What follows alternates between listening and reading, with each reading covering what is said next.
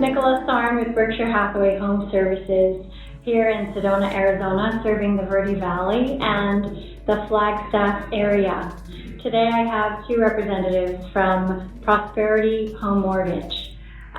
Would you please introduce yourself? Sure. My name's Erin Spence. I'm one of the senior loan officers at Prosperity Home Mortgage. And I am Michael Burt, Vice President of Sales at Prosperity. And today we wanted to discuss whether or not this is a good time for people to buy, especially with the mortgage rates where they are, people anticipating possible lower mortgage rates, although nobody can see the future, and what the pros and cons would be right now. There's been some debate about that. What do you guys think? Good question. I would say right now that there's a lot of speculation about rates going down. We're already seeing that the last 60, 75 days. We've seen some positive moves in the right direction.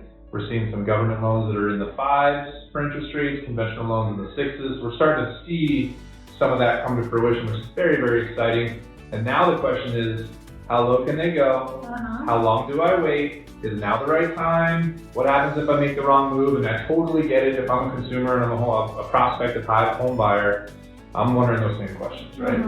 And I'll give you one very strong opinion I have, and that's something that a lot of folks aren't talking about. They're talking about the buying power of when rates go down improves and increases, and that is true. But I want everyone to understand that if the demand goes up, and we get all of these folks that are on the fence right now, like we've seen over the last, call it 14 months, where folks have hit pause. Prices go up. Prices go up, right? So are you going to get a better caliber home with that higher buying power? And I don't think the answer is yes. So a simple example, if you were looking at a $500,000 price point home today, if all this comes to fruition like we think, that home might be $560,000, $570,000. It's still the same home. And yes, you're getting the same type of payment if the rates keep going down, but you just paid $60,000 more for that same home. It's not a different caliber house. And you could buy it at the current interest rate and then potentially refinance later with that lower purchase price. Absolutely. So then you're going to get the home at the $500,000 price, and you have your lower interest rate, and in the meantime, you've then built equity in your home because home prices and home values have gone up. And I'll add all those people that are on the fence, because there's a lot of people out there waiting for interest rates to lower. In addition to those people now going to enter into the buying market, you also have a group of people that before, with a higher interest rate, couldn't qualify. Now, with the lower interest rates, there's a whole new group of people coming into the buying market that now qualify for those homes. So there's so much more competition for you as a home buyer that you don't have right now. Right now is really, really, really a great time to buy.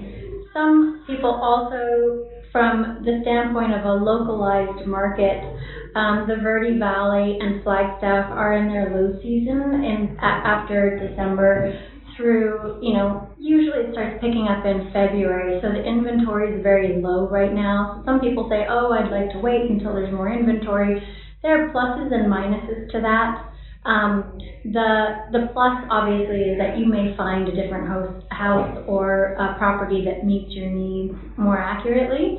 The plus to buying now is that you've got a lot of homeowners that may need to sell and are willing to negotiate and bring their prices down just a little bit more than they will be in a couple of months. Absolutely. I think we should revisit that refinance comment too, because there's a lot of first-time home buyers that are viewing this today, and that can be a scary word because it's just the unknown. What does a refinance look like? And what I'll tell you is that when you buy a home, whether it's your first one or your third one, you can attest to this, you're always going to have those things that come up and some nerves and all these questions and things like that, and that never goes away when you buy a home, right? And that's why we have partners like you that do a great job of calming those nerves and giving us all the answers and direction we want. Well, the refinance, all that stuff's off the table. You're in the home, you're on title, you own the house, you're making payments on time, you're just living your life, you've been there for a while, and if you go back to Erin, if she's the one that originates your loan, she waives the origination fee for you on the refinance every time, so you don't pay any origination for our services on lending. And then we have all the documents that you'd already provided as far as identity verification and all the stuff. So typically all we usually need is an updated pay stub if you're a W-2 employee, and oftentimes that's it. Like we have a lot of it already from the purchase. And what I always say is that if you are capable of buying now, it's a great time to buy because of the fact that you never know what your life circumstances will be in the future.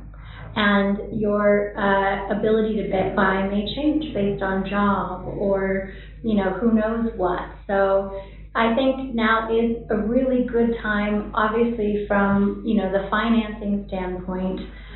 If you're willing to spend a little bit more time and look in a market that's slower from a negotiation standpoint, and also from a lifestyle standpoint, if it's a time that works for you.